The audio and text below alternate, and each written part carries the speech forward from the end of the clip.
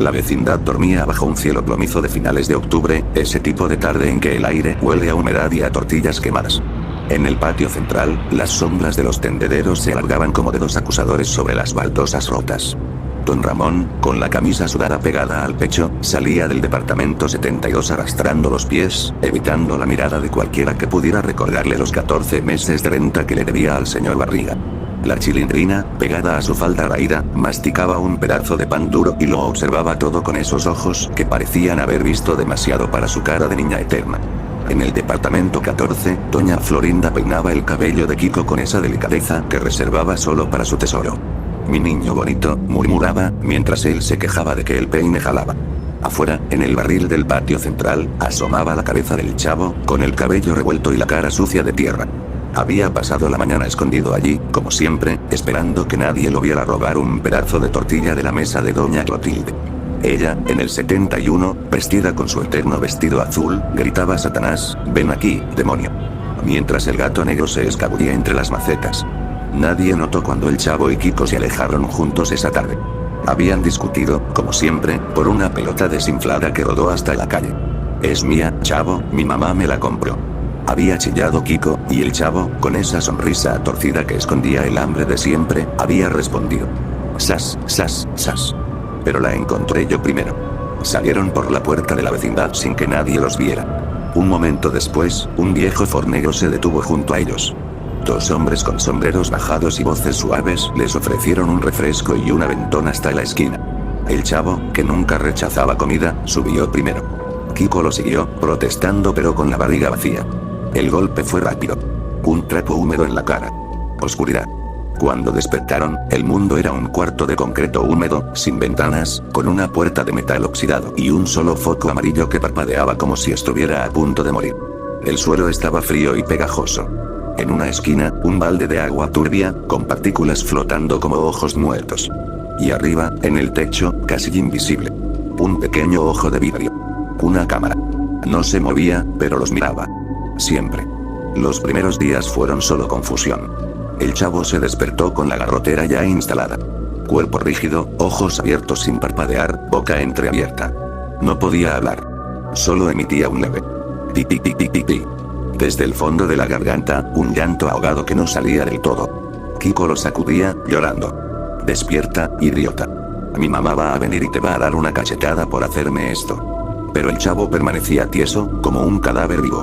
Horas después, cuando el agua sucia le mojó la cara, volvió en sí, tosiendo y temblando. Comieron nada. Bebieron solo eso. Agua con sabor a óxido y tierra. El hambre llegó como un animal que roe desde adentro. Al tercer día, el estómago del chavo era un nudo de cuchillos. Kiko, más débil porque nunca había pasado hambre verdadera, se acurrucaba contra la pared y repetía: «Tesoro. Mi mamá. Ella va a pagar lo que sea». Sus voces rebotaban en las paredes. A veces discutían por el balde de agua, como si todavía estuvieran en la vecindad peleando por una pelota. Mientras tanto, en la vecindad, el pánico crecía como moro. Doña Florinda había salido al patio gritando el nombre de su hijo desde el atardecer del primer día. «Kiko. Tesoro mío, contéstame». Don Ramón, a pesar de sus deudas, organizó una búsqueda con la Chilindrina y dos vecinos. Recorrieron las calles cercanas, preguntando en las tortillerías y en la pulquería de la esquina. Nada. El profesor Girafales llegó esa misma noche, sin carro, sin bicicleta, caminando bajo la lluvia con su traje raído, para visitar a doña Florinda como siempre. Al enterarse, se quitó el sombrero y murmuró: «Esto no es normal, doña Florinda. Los niños no desaparecen así». El señor Barriga apareció al día siguiente en su carro viejo, con ñoño a su lado y el maletín bajo el brazo, listo para cobrar la renta. Cuando escuchó lo de los desaparecidos, se quedó callado un momento largo. «Voy a llamar a la policía», dijo al fin, y por primera vez nadie lo miró con odio. Doña Clotilde, desde su puerta, solo repetía: «Satanás lo sabía». El gato maulló toda la noche como si oliera la desgracia. Pero nadie la escuchaba. En el cuarto día, la cámara seguía allí. El chavo la descubrió primero. Estaba sentado contra la pared, contando los ladrillos para no pensar en el hueco que tenía en la barriga, cuando levantó la vista y la vio.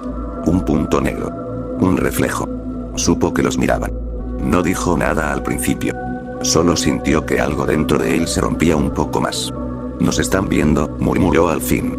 Kiko levantó la cabeza, con los labios agrietados. «¿Quién? Mi mamá. ¿La policía? El chavo negó con la cabeza. No. Alguien malo. Alguien que quiere vernos sufrir. La garrotera le volvió esa noche. Más fuerte. El cuerpo se le puso rígido como tabla, los ojos fijos en la cámara. Ti ti ti ti ti ti. Era lo único que salía, un llanto mecánico, interminable. Kiko intentó echarle agua del balde, pero solo consiguió que el chavo se atragantara y volviera en sí horas después, más débil, más delgado. El hambre ya no era dolor.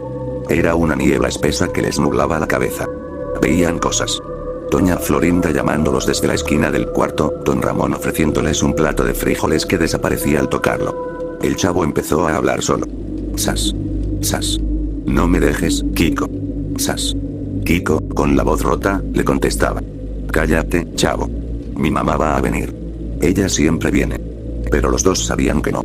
El tiempo se había vuelto viscoso. Los días se confundían. El foco parpadeaba menos. El agua del balde bajaba y volvía a subir, siempre sucia, como si alguien la renovara cuando dormía. La cámara seguía.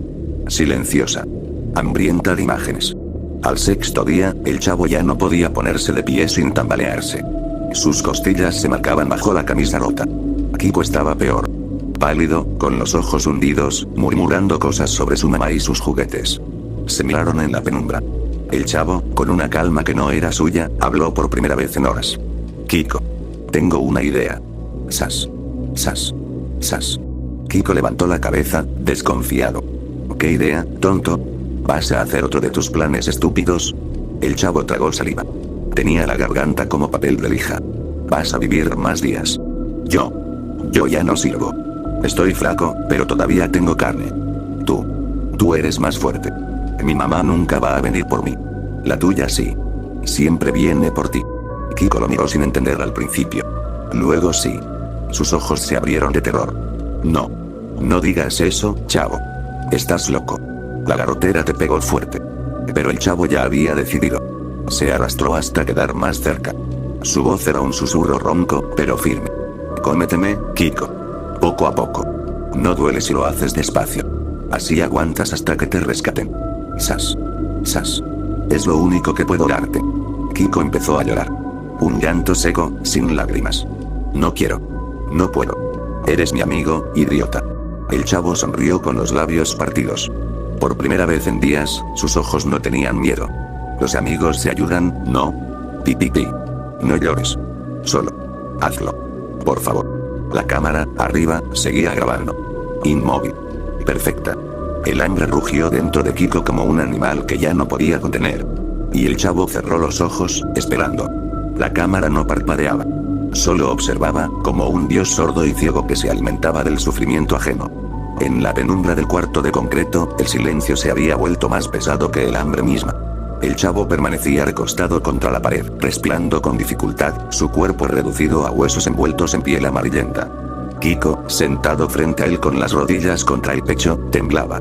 Sus manos, antes suaves y cuidadas por doña Florinda, ahora estaban sucias, con uñas rotas y temblorosas. No puedo, chavo. Susurró Kiko por enésima vez. Su voz era un hilo roto. Eres mi amigo. Aunque seas un tonto que vive en un barril. Mi mamá siempre dice que los tesoros no hacen esas cosas. El chavo levantó la cabeza con esfuerzo. Sus ojos, hundidos en cuencas oscuras, brillaban con una serenidad enfermiza. La garrotera ya no le venía tan fuerte. El cuerpo se le había acostumbrado al terror constante.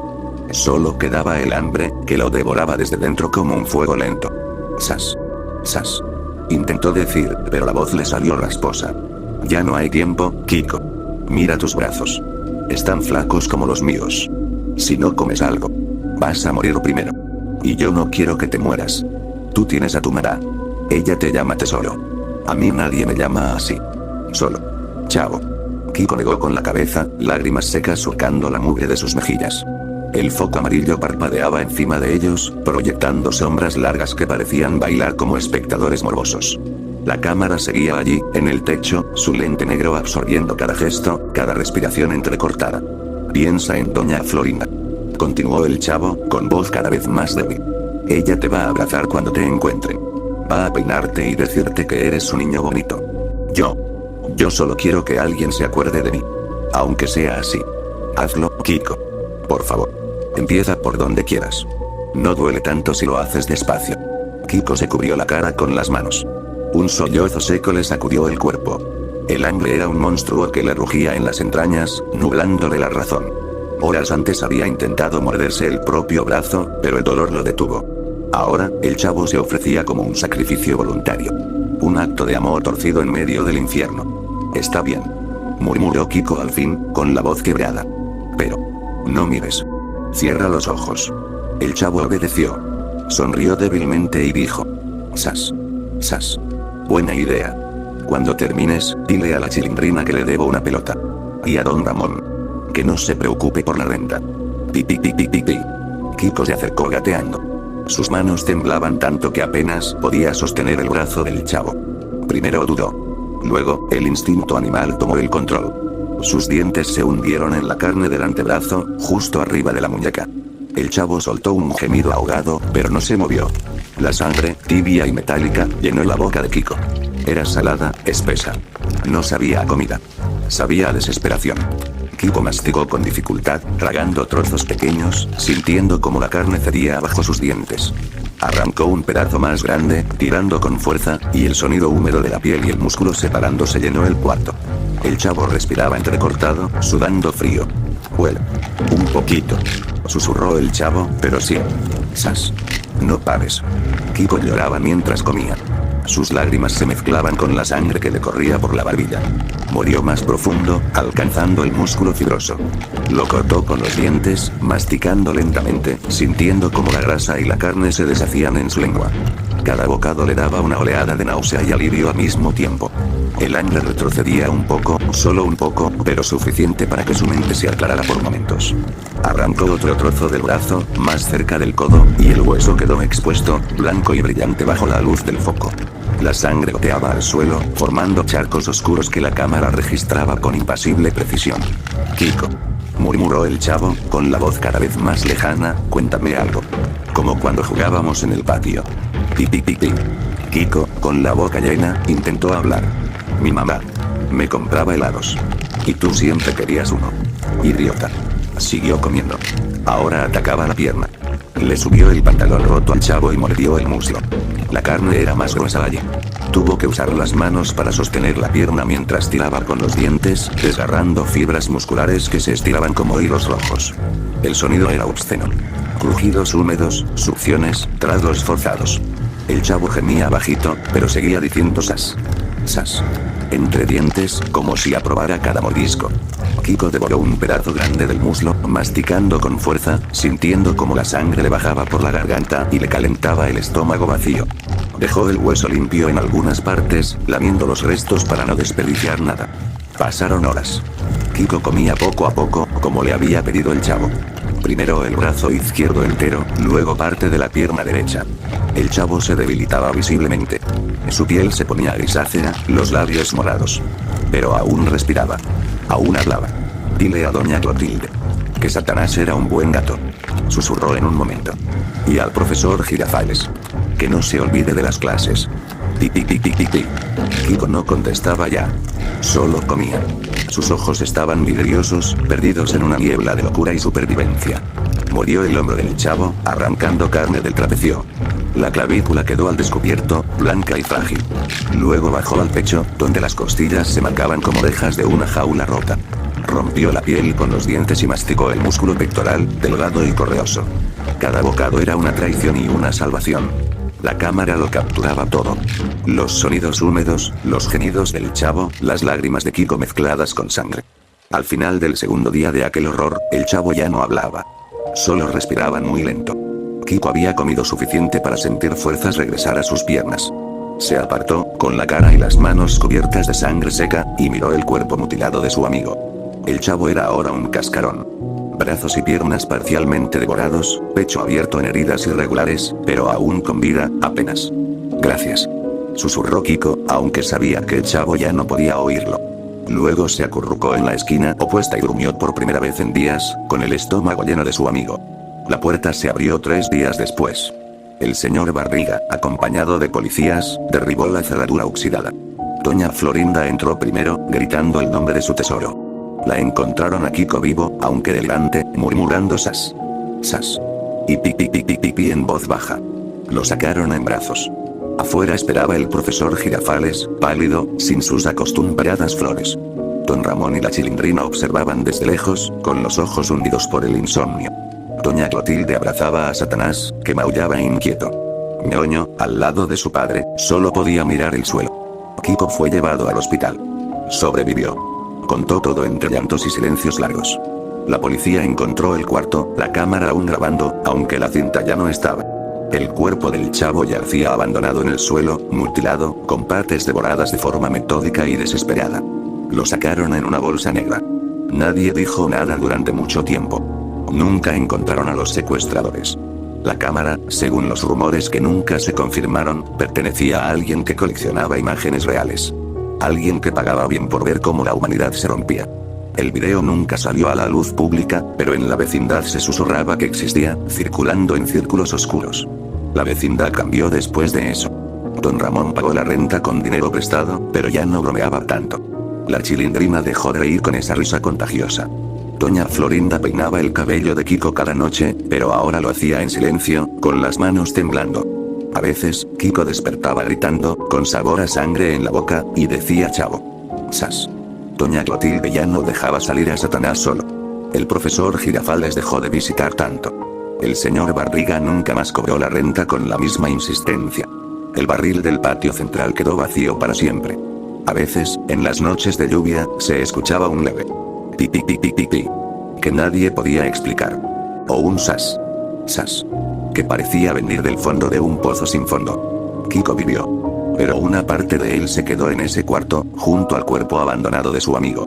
El sacrificio del chavo le dio vida, pero también le robó la inocencia que nunca recuperaría. En la vecindad, la gente aprendió que el hambre no solo devora el cuerpo, devora el alma.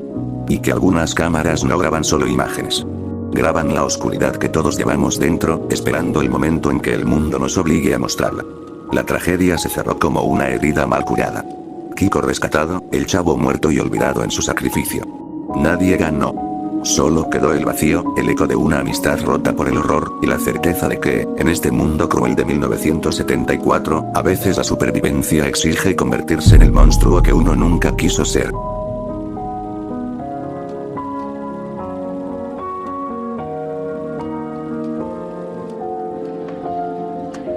¡Toma! No te doy otra más porque presta para